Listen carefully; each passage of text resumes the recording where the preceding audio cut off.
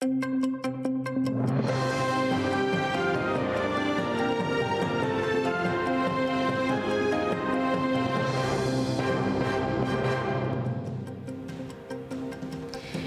alaikum, эфирде «Заман» январьның 9-ы Қырым işğalının 1412 күні студияда Мавиле Мухтарова çalışa.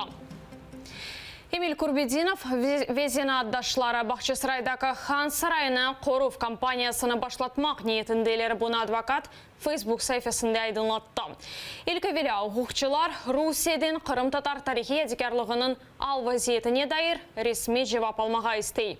Ular Хан sarayının eşyaları qayda olğanını ve sözde tamir işlerini kimler keçirgenini bilmege tırışacaq. Advokatlar UNESCO'ga müracaat etip sarayga komissiya ketirilmesini rica edecek olan.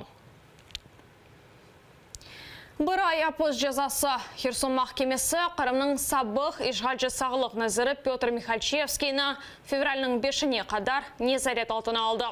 Onu devlet hainliginde qabatlaylar Qırım Muxtar Cumhuriyetindeki prokuraturası Mikhalchevskiy 2014 mart ayında kanunsuz Qırım referendumunu teşkil etmege yardım etkeni de dep bildirdi.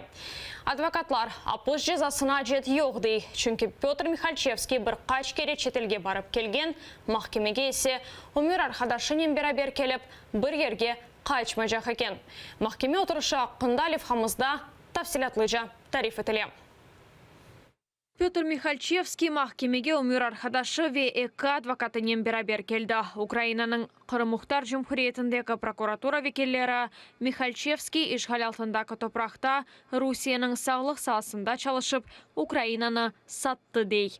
Devlet hainligi maddesine göre bunun için apos cezası берілі. Михальчевський умисно з метою надання допомоги іноземній державі, а саме Російській Федерації, щодо створення окупаційної влади незаконного апарату державного управління на території Автономної Республіки Крим, добровільно погодився на пропозицію Російської Федерації, самопроголошених незаконно утворених органів влади Республіки Крим, перейти в незаконно створений орган окупаційної влади на тимчасово окупованій території України. Pyotr Mikhalchevskiy 2014 mart ayında Qırım işgal etilgen soң sağlık nazırı oldu. Bu vazifeni ancak bir kaç ay becerdi. Iyun ayında işgal altındaki yarım adanın kütlevi haber vasıtaları Mikhalchevskiy'nin takımı habarcılıqnen uğraşqanında şekline dep bildirdi. Ona ise istifaga çıkmağa teklif etilgen eken. Mikhalchevskiy'nin advokatları o Kiev'den ozu keldi ve bir yerge kaçmayacak. İşgal etilgen Qırımdaki işi ise devlet hainligi degil dep onu nezaret altına almamağa rica etti. Це ще не є підтвердження вчинення дій проти держави України. Я звертаю вашу увагу, що Михальчевський не займав на якусь посаду, яка передбачає формування державних органів. Він був лікарем, і він виконував свої лікарські обов'язки як в Криму, лікуючи громадян України в першу чергу, бо Крим це є все ж таки територія України, а також лікує цих людей зараз. І тобто він не змінював свої діяльності, не переховується, працює і живе тут відкрито. Bir saatten soң qadı kararını seslendiri. Обрати відносно Михальчевського Петра Семеновича 11.10.1959 року народження, підозрюваного вчинення злочин, передбачений частиною 1 статті 111 Кримінального кодексу України, запобіжний захід у вигляді тримання під вартою строком до 5 лютого 2018 року включно. Pyotr Mikhalchevskiy çıkarılgan hükümge şaşıp qala. Это решение мы будем обжаловать. Себя виновным я не считаю. Я сюда вернулся домой осознанно. Никаких противоправных действий во вред суверенитету Украины я не проводил. В референдуме участия не принимал, никоим образом его не организовывал. Pyotr Mikhalchevskiy SIZO'ga yollanıldı. Advokatlar 5 gün içinde kararını şikayet etmege planlaştırdı. Evgeniy Kucherov, Zaman, ATR.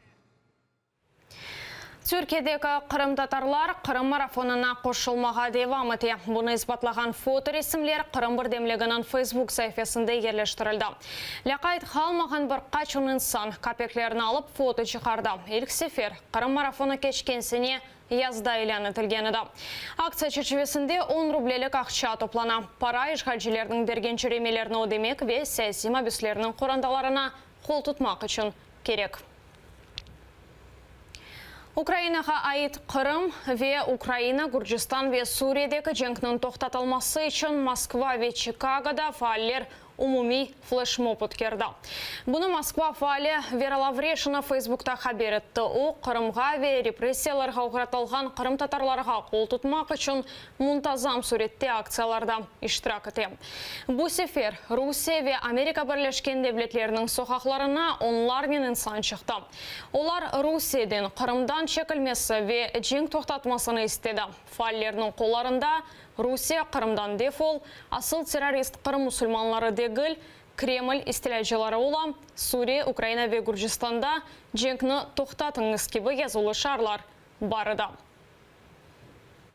Мы просим всех, кто нас видит, распространять это видео, присоединяться к антивоенному движению, поскольку мы считаем, что Путин и Асад – это тираны, которые никогда не остановятся сами, будут все время воевать. Они должны предстать перед трибуналом как военные преступники. Спасибо.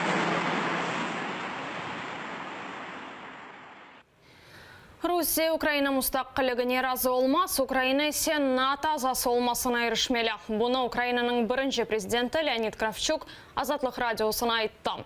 О 1954 сенесі Никита Хрущев Қырымны Украинаға бағышлады кебі яңылыш фікірні кене инкар етті. Кравчуктың айтқанына көре Хрущев Қырымны Украинаға иқтисади жеттен бағлап, ярымаданын вазиетіні ейлештірді.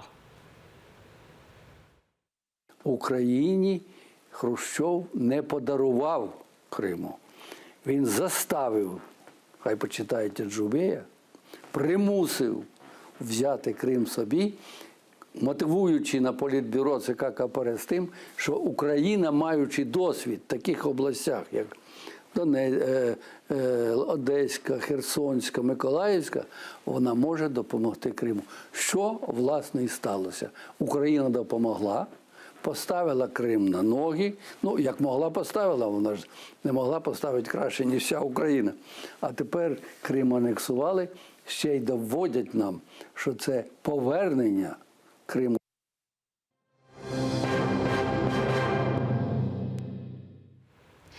Барышық йоқ кечкен күні үш Украина аскері яраланды. Душман оларға майын атыжылардан атеш açtı. Инчоқ Луганск тарафы зарар көрданда бұйы калибрлі пулемет ве ағыр майын атыжылар қоланылған. Атеш 4 саат тынмайды. Донецк тарафында душман гранат атыжыларны қоланды. Ека Америка арби учағы Қырым üzerinde büyük istihbaratçı tedbirler geçirdi. Bunu Interfax Ukraina гарби авамен баларына esaslanıp bildirdi. Tedbirlerini istihbaratçı deniz uçağı ve uçucusu Salet gerçekleştirgenler baştadan bastaki sınır çizgisi, sonra ise Kırım'ın yalı boyu bakıldı. Amerika'nın da bir arbi uçağı Aqyar üzerinde korundu. Rusya bunun bağlı bir malumat da vermedi.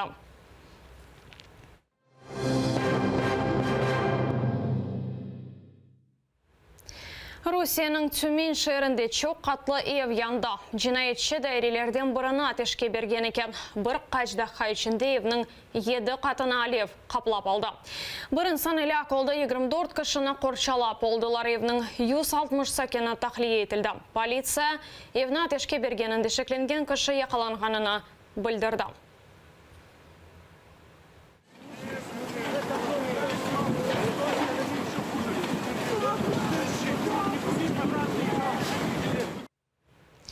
Yılın başından 15 binden ziyade Rusya ile Ukrayna sınırından geçti. Ukrayna Devlet Sınır Hizmeti'nin malumatına göre her şey semereli çalışıyor.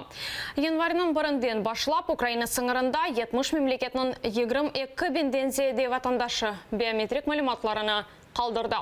Bu sistema devlet sınırının 157 geçiş noktasında ve işgal edilgen Kırım'ın Memuri sınırındaki 3 kiriş çıkış noktasında çalışıyor. Ana babanın ruhsatinde Kırım Rusiya dep adlandırılsa, bala Kırımға alınmayacak. Sınırçılarının bildirgenine göre bazı vakitlara Kırımға balasının ketken analar babanın ruhsatinde Kırımны Rusiya dep kayıt eteler. Ukrayna Devlet Sınır Hizmeti bunun gibi vesikalar kabul ettilmeyeceğini hatırladı. Фактично це не є дозволом батька виїзду дитини до Криму, розумієте? Досить часто люди це плутають. Доходить до того, що просто вони говорять, а нам нотаріус так сказав, що територія Криму це є Російською Федерацією. Це не може бути такого. Ми не визнаємо це. Шымдалек бұл соңғы хабарымызды саат 12-де яңа хабарларны София Абляева украинча тариф етер, атайрелі олыңыз.